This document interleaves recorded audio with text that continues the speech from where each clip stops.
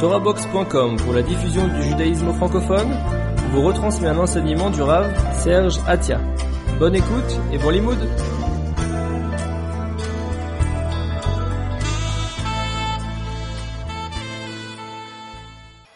On va regarder, déjà, on voit deux fois où, dans la Torah, il y a eu des hommes très forts, très importants, qui ont eu très peur. Il y a eu, la première fois, lorsque Yaakov Avinu, il a passé ses 22 ans chez Lavan, et que, en venant de chez Lavan, il s'apprêtait à construire le Machane Israël. Alors, juste à la sortie de chez Lavan, qui c'est qui l'attendait à la sortie? Esav. Ça faisait une petite trentaine d'années qu'il était un peu énervé. Et il s'est dit, je vais le tuer. Et il arrivait avec 400 cavaliers. Et à ce moment-là, Esav, arrivant avec 400 cavaliers, on voit que Yaakov a eu peur. Il a eu peur, on se demande de quoi il a eu peur. À tel point qu'il a fallu qu'Akadosh Baruch Hu lui remonte le moral. Et il lui dit, tu sais, n'aie pas peur, je vais te le donner entre tes mains, tu verras, tout ira bien. Et là, il repart de plus belle. Yaakov, il se sent fort. Et finalement, il va vaincre Esav sans combattre. Il n'a même pas besoin de combattre. Et tout se passe bien finalement. La deuxième fois, c'est quelques milliers d'années plus tard, lorsque Moshe Rabbeinu, après 40 ans dans le désert, il s'apprête à rentrer en Eretz Israël, à faire rentrer le peuple juif en Israël. Et voilà qu'il y a eu des guerres. Et dans la paracha de Roukat, par exemple, il y a eu Sichon, le roi de Hémori, qui se pointe avec toutes ses armées, etc., pour aller combattre les Juifs. Et en rien de temps, Moshe Rabbeinu leur fait la guerre, et il les a étalés. Il a vaincu, mais sans aucun doute. Il faut savoir que Moshe Rabbeinu n'a jamais perdu un combat.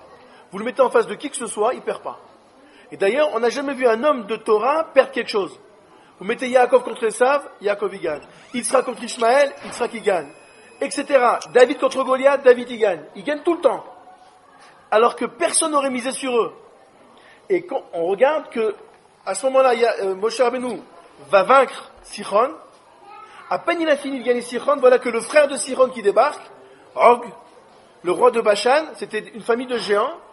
Et voilà que ce Og Melech Bashan, il arrive, et à ce moment-là, Moshe Rabbeinu a peur.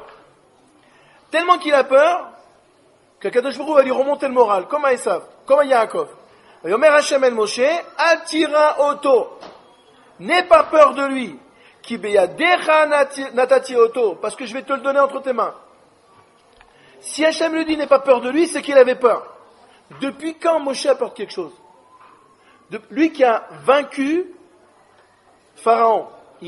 Pharaon c'était l'un des 5 rois que l'humanité a connus, qui a régné sur le monde entier. Il y a eu Nabucodonosor, Alexandre le Grand, Achashverosh. Tous ces gens-là, 5 hommes ont régné sur l'humanité. Et Moshe Rabbeinu a battu Pharaon à plat de couture. Il a battu Amalek à plat de couture. Og, Kenan, etc. Il les a tous étalés. Donc, qu'est-ce que ça veut dire Moshe qui a peur? Le Midrash ramène, mais puisqu'il faut le remonter le moral, donc il a peur, mais de quoi il avait peur? Qu'est-ce qui se passe? Moshe Rabbeinu se dit, oh là là, ce Og-là, il a un mérite. Il faut savoir qu'il était très vieux, ce Og. C'était un rescapé du déluge. Imaginez-vous. Ça ne nous rajeunit pas.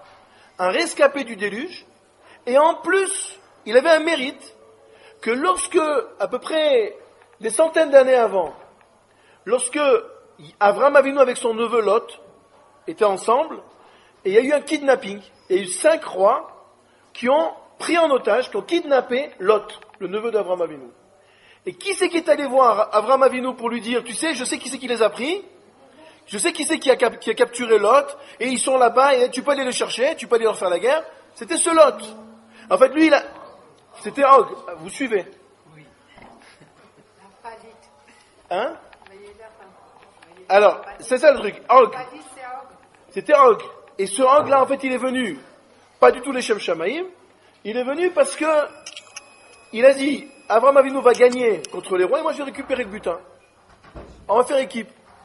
Donc c'est pas du tout les Shem Shamaïm. Et Moshe Rabbeinu a dit, oulala, celui-là il a un mérite. Ce Hog-là qui vient m'attaquer, hein, il a un grand mérite, il a aidé Abraham. J'ai peur de ce mérite.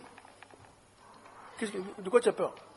De même, Yaakov il a eu peur de Esav, pourquoi? Parce que Esav il avait deux mérites. Il avait fait Kivud Avahem, il avait honoré ses parents, et à part ça il avait habité en Israël. Il a dit, moi j'ai pas honoré aussi bien que lui, et j'ai pas habité en Israël. Donc de toute façon, il a ces deux mérites-là. Là-dessus, Rav Moshe Feinstein ramène ces deux midrashim, et il s'étonne. Il dit, je comprends pas. De quoi tu as peur? Et alors il a des mérites. Est-ce qu'on va comparer les mérites de Moshe avec les mérites de Hog? Est-ce qu'on va comparer les mérites de Yaakov avec ceux de Esav? Qu'est-ce qu'il y a? Ça va, il a deux mérites Esav, mais maintenant deux.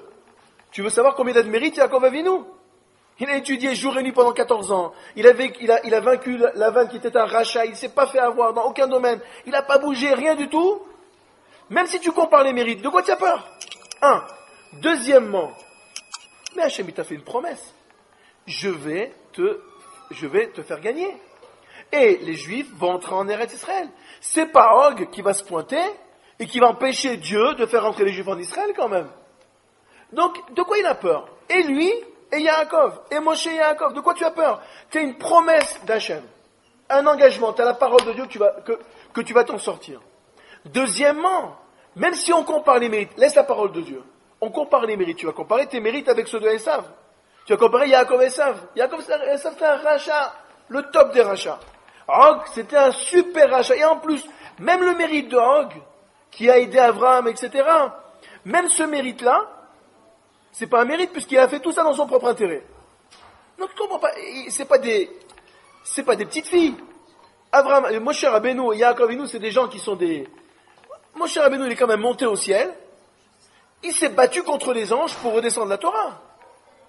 Quand Hachem dit, vas-y, affronte-toi aux anges, réponds-leur. Il est allé au ciel, il a tenu tête aux anges. C'est quand même pas Og, un rachat, qui va venir lui expliquer comment on fait. Vous comprenez? Alors, il faut comprendre de quoi ils avaient peur. Peur de perdre la guerre? Impossible. Moshe allait gagner contre Og, c'est sûr. Yaakov contre Esav, c'est sûr. Donc, de quoi tu as peur? Peur de perdre la guerre? On te promet que tu ne vas pas perdre la guerre. Peur de quoi? De leur mérite? Mais qu'est-ce qu'il y a? Viens, on compare les mérites. Alors, vas-y, allez, viens, on pose les mérites ici. Qu'est-ce qu'il y a? J'ai plus de mérite que toi, qu'est-ce que tu veux? Yaakov, il a 1000 fois plus de mérite que Esav, c'est même pas comparable. Vous comprenez? Donc, pourquoi